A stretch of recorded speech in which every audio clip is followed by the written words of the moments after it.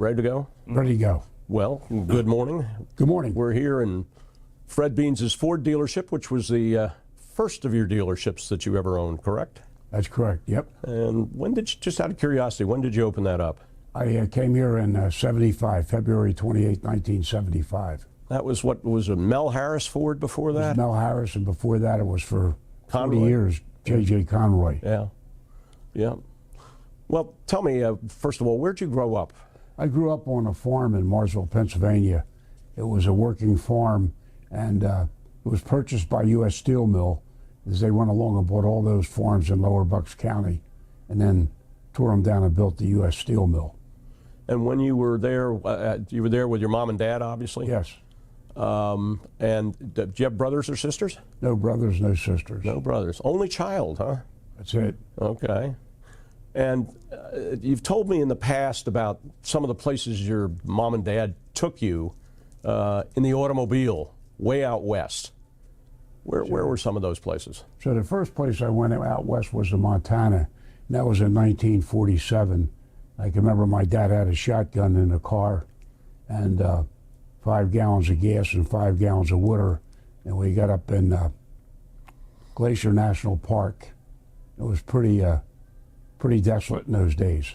How long did it take you to drive out there? Well, we spent about 4 weeks on that trip. We later took another trip for 6 weeks out to Montana, up to Portland, Oregon, Seattle, down to California, over Death Valley, Arizona, and back home. Wow. Just you and your mom and dad, right? Yep. When you left Morrisville, where'd you move to after that? Well, when the U.S. Steel Mill bought the farm, we moved to Yardley and lived in a house in Yardley. And then my parents bought another house in Lower Makefield, and that's where I grew up, went to high school, went to George School, and lived in Lower Makefield Township. What years were you at George School? I graduated in 1957. But were you there for 4 years? 2. 2, okay. And then after that, what happened? After that, I worked in a service station, went to Rider College, had an opportunity at age 20 to buy the service station, had $124 in the bank, and my mother, my dad was afraid to co-sign a loan because he's a director in a small bank. He thought if he signed a loan and I went broke, it wouldn't look good. But he said, your mother will go with you on Monday and she'll sign it. So my mother went on Monday morning and we went to the bank and she signed a note for $5,500, and that's how I started out. And this was the station on Big Oak Road? Big Oak and Makefield Roads. Yeah. A long time ago. And how old were you at that point? I was 20 years old and still going to Rider College. That was a Vietnam War, so I enlisted in the Coast Guard Reserves while I had that service station. Very fortunate, a guy in one of my classes at Rider College was a Korean vet, Marine, and I hired him, and he ran the service station pretty well for me for 6 months. While you were doing your active duty? I was on active duty. Right. So you went down to the receiving center in Cape May, huh? Right. That's one thing you and I have in common. How the heck did you ever get into the automobile business? Now that you're in the service station. I always wanted to be an automobile dealer when I was a little kid.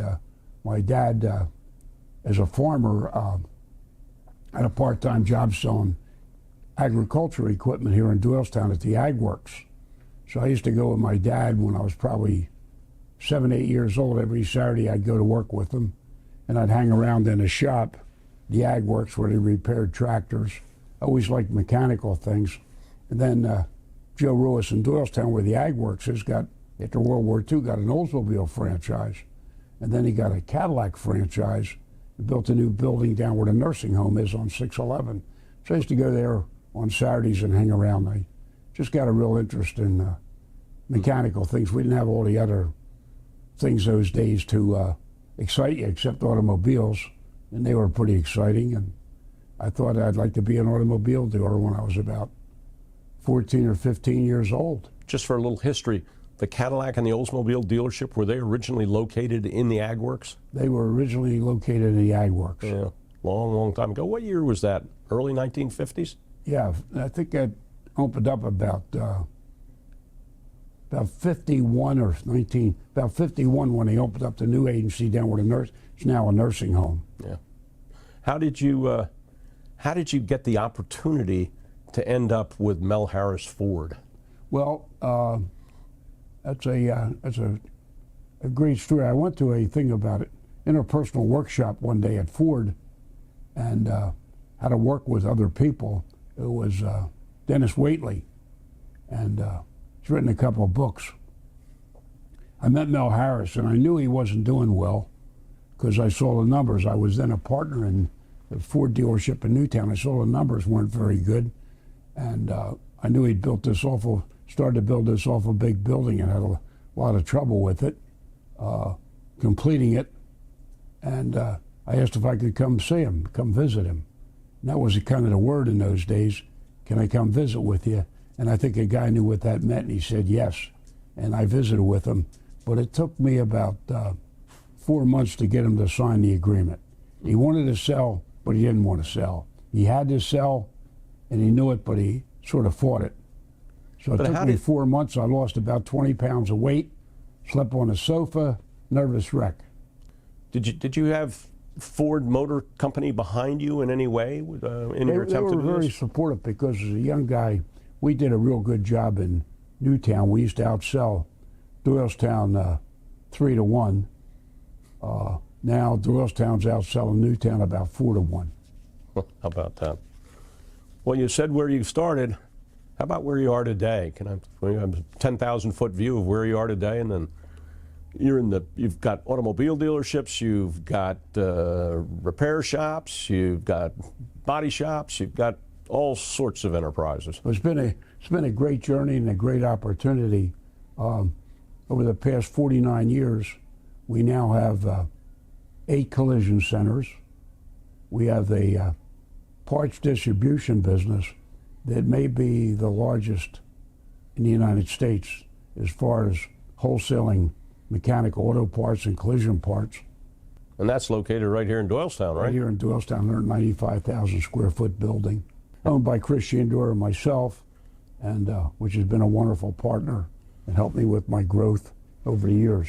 So I've been very fortunate to grow slowly. The other thing I believe that my age is an advantage because a great deal of what I've acquired has been after age 60. How many automobile dealerships, separate standalone dealerships do you have? So we have 30 dealerships.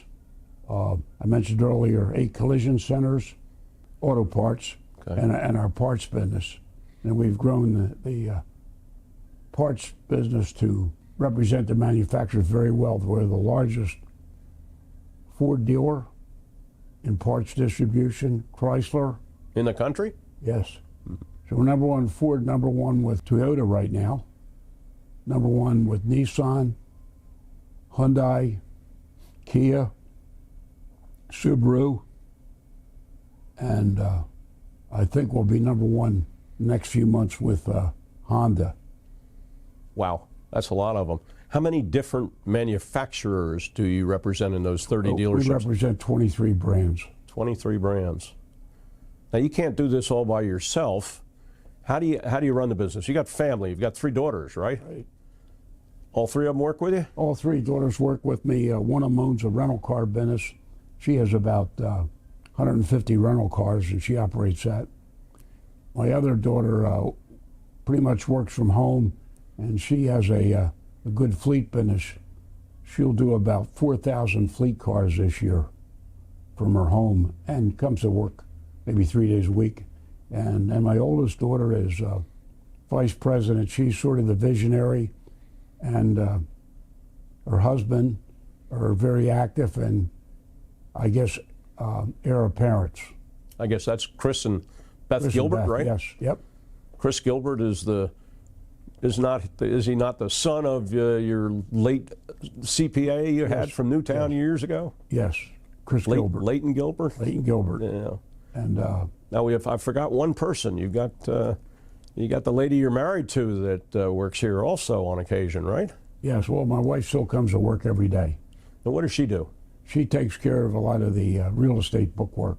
In total, probably about 35 properties. Wow. Geographically, how far flung are you? Well, we're from Doylestown, Abington, Flemington, New Jersey, Washington, New Jersey, and Mechanicsburg, Pennsylvania. And we have stores in Westchester, Boyertown, and Exton. Wow. Real quickly, how do you manage all of that widely disparate real estate and businesses? Well, I have a CFO that does a great job, a good accounting staff, and we have my son-in-law that oversees the dealerships, and we have 2 platform managers that oversee, one is domestic and one is import, and then we have 4 people in our service director position, a service director, and 3 underneath him, and then we have 2 people as one's a parts director and one's an inventory control manager. Do you try to see to it that the dealerships are all managed, albeit by different people, but in the same way? Yeah, I'm sort of regimented that way. I want to have an image, a dress code. I want people to know when they go into a Fred Beans dealership, I want them to be able to feel differently. I want the feeling to be that it's friends doing business with friends. And has that worked well? I think it's worked pretty well. My home phone number or my cell sits on every salesman's desk, so if there's a problem, it usually gets addressed by me. I think that's been helped us build a solid reputation. I think most dealerships you'll never get to meet the owner, and I'm pretty much a hands-on guy, so I think that we grew big over the years by the philosophy of staying small. I always like to, in the old days, I always used to compare you and the way you run your operations with the way Jack Thompson ran his. And I know that Jack used to say that he'd never sold a car, but familiarity with you, you've never lost an opportunity to sell a car. Well, I think it's important when somebody visits you, if you don't sell a car to them, there's not much they can say about the experience. To me, it reminds me of going to a restaurant and not eating there. How can you recommend it? Well, I would agree with that. You've sort of edged around business philosophies. Do you have any specific philosophies that you live by? Well, I think our philosophy and my philosophy is we try to plan well before we execute on something. I think we put a good plan together. We have a lot of processes. My daughter's done a great job. We're one of the few dealerships I know. We have a service quality process manual. It's probably 140 pages long. It can tell you how to run a service department. We have a sales quality process manual. We have a hiring manual. We have a body shop manual. All these are things almost like you could open the book and it's a recipe to cook a good meal, or hopefully a recipe for success. A tough question, but how do you see the automotive business, retail end of it, how do you see it's changed over the last 40 some odd years that you've been in this? Well, I think it's consolidated. I think when I came to Doylestown, there was every dealership was owned by an individual party, and they wouldn't allow a dealer to own a dealership in a market or another dealership. Ford wouldn't allow a dealer to. You had to live in your market. When I became a Ford dealer in Doylestown, I had to sign a paper that said I'd live here within 6 months. And I think that was probably a good idea. Somehow these things got broken down over the years, and today it's been a major consolidation. So it's much more difficult to buy a dealership today because it's usually in some type of family, or now it's public ownership is a big thing, and certainly an exit strategy for some. But I think the growth over the last 10 years has all been through consolidation. Jumping back to family for a moment, you have some grandchildren involved in the business now, don't you? Well, we had a process. We work with a family business planning company for a few years now, and we put a program together if a family member wants to enter what they have to do. And my grandson graduated from Richmond and worked in New York for 3 years for Deutsche Bank, and now he's in an entry program with us. Any others in the family coming? No, I have one other grandson going to Northwood Institute. That's an automotive college out in Midland, Michigan. And I don't know what his plan is, but I would hope. I think it'll be a family business for a long time. My daughter, my son-in-law, my daughter originally didn't want to grow, and I was surprised when we wanted to buy the stores in Mechanicsburg. She was 100% behind it, so I think her and her husband will take it to another level. They certainly have a good footprint. If they can maintain what we built, I think they can go a lot further. I have to joke, but this is all first-generation money. This is all one person, $124. But let's go back to how the business has changed for a moment. I mean, when you came in, there was no such thing as a computer. Can you talk about that for a second? And Sure. How cars are sold today? And I remember when computers first came out, and I bought one. I didn't know how to use it. I had a guy come over to my house, probably still not real good with it. And then I had a lot of pushback. But as the first dealer in the state of Pennsylvania, I put computers on everybody's desk. And I went up to Central Bucks West. I made my salesman go up there. I had a few of them that complained, but they all went. And we went for about 2 months, one afternoon a week. And we learned how to use computers. And today, about 71% of our business is a result of online shopping. We use a bunch of sources like Cars.com and AutoTrader. We know we close about 15%, so we know how many leads we need. Now it's a question of, we have a business development center. We have 2 of them. We have one here, and then we have one centralized BDC. And we have a centralized BDC. All our service phone calls are answered in the old bank building up the street, Bucks County Bank, or First Bank building. Yeah. That's got about 15 people working in it. And so all the phone calls for all 30 dealerships go in there, and all service appointments are made there today. in terms of your accomplishments personally, where do you see yourself, and what do you see yourself most proud of your ability to do? Well, I think the proudest thing is hiring people and developing them and see them get promoted and go forth. And we've been able to, because of developing our size and our growth, an upward potential for an employee that starts with us. That I think we've won the Ford Chairman's Award a couple times for customer satisfaction. We were one of the top 100 Ford dealers in the U.S. 1 year. We are the largest Ford dealer in the state of Pennsylvania, a little town. So I'm proud of the fact that we do what we do with our dealership and our commercial trucks. That's a question I've always had. What do you attribute the fact that Doylestown, Pennsylvania has so many different makes and models by so many different manufacturers available in dealerships for sale that far exceed what would normally be in a town of our size? Is that correct? Yeah, that's correct. And I think part of that's because originally the real estate was here. It's geographically far enough away from Philly.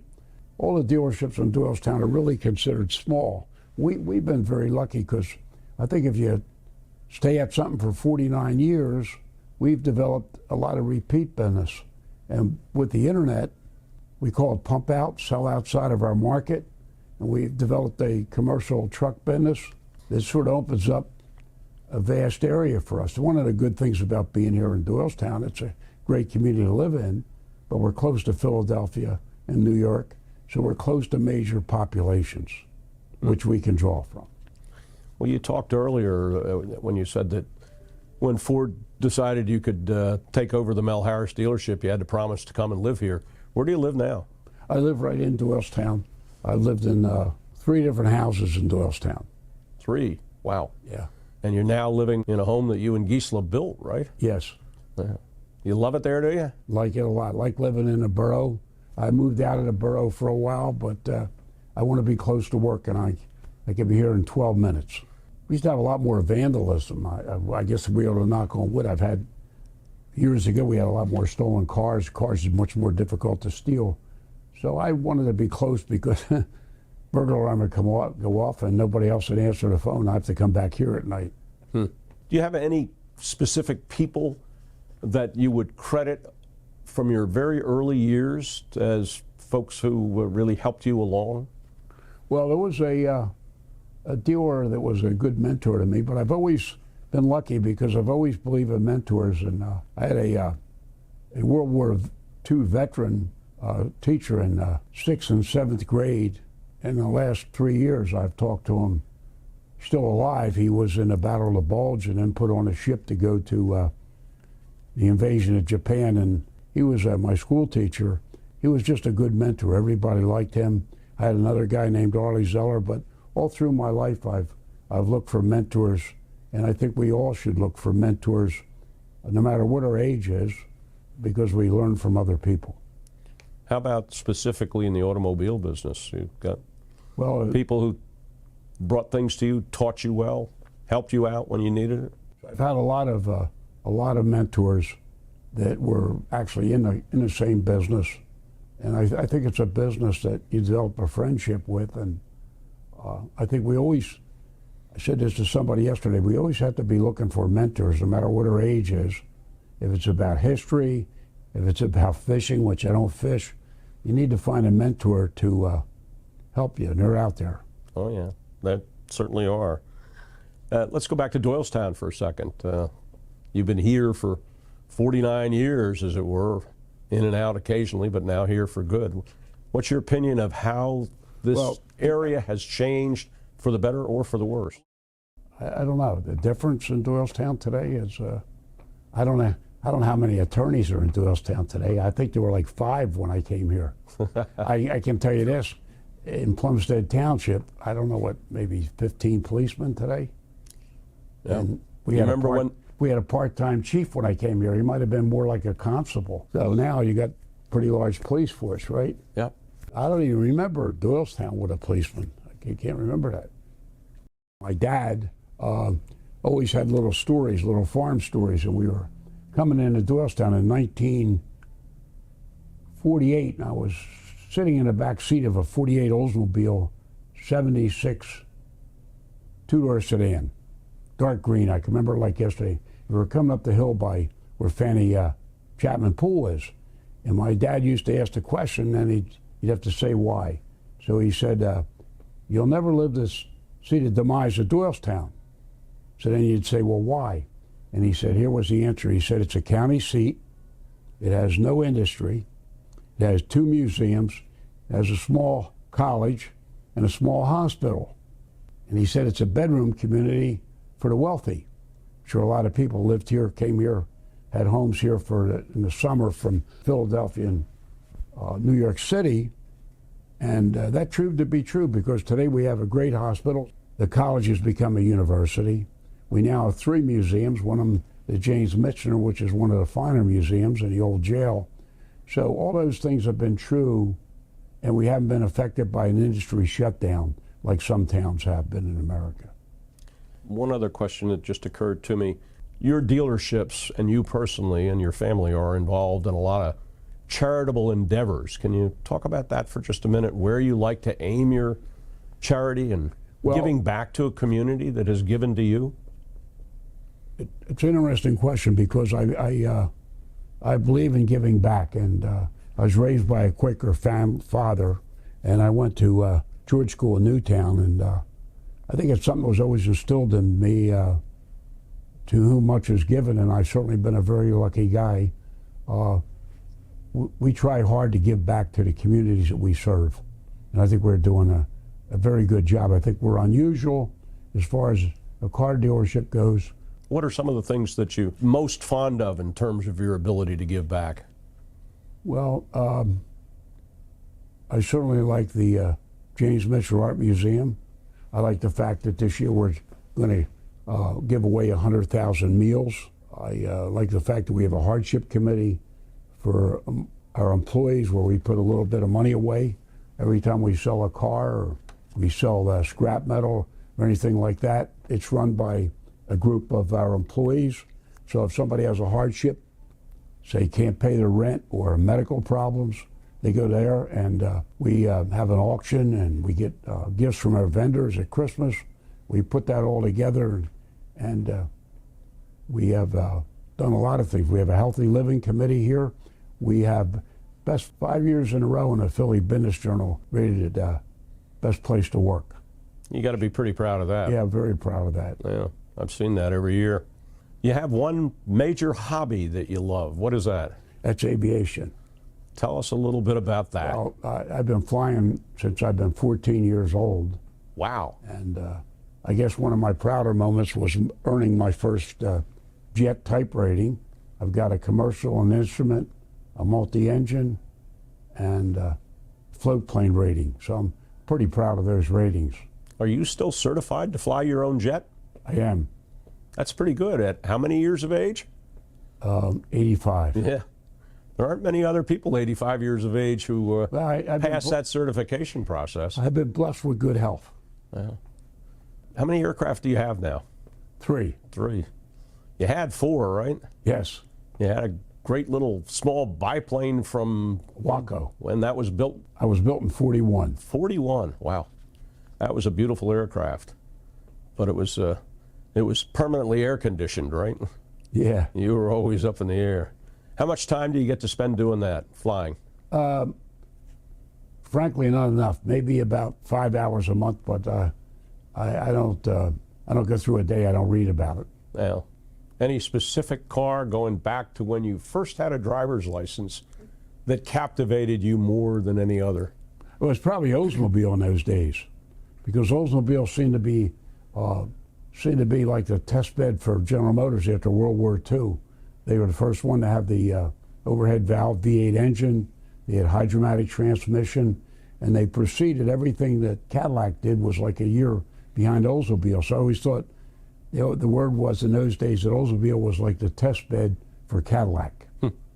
The Olds 98s and the 88s? Olds 98, 80, Super 88. Yep. Years and years ago, when I first came to Doylestown, and slightly before that, there was a move by the federal government to break up General Motors because they were concerned about their size.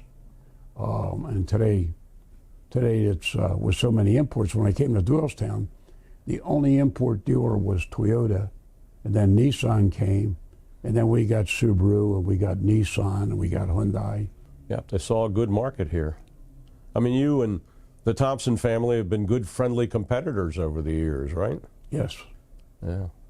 But you now have a Toyota and a Nissan dealership in we have in Flemington. We have Toyota in Flemington, and we have Nissan in Flemington, Nissan in Doylestown, and yep. We have Honda in Abington. Well, I got one more question. You've been at it for a long time now. How long are you going to continue? Well, you personally. I want to continue as long as I can. I think once you stop, you're in trouble. So for my own health, there's probably a day when I need to step aside, but I think I want to stay here for the duration.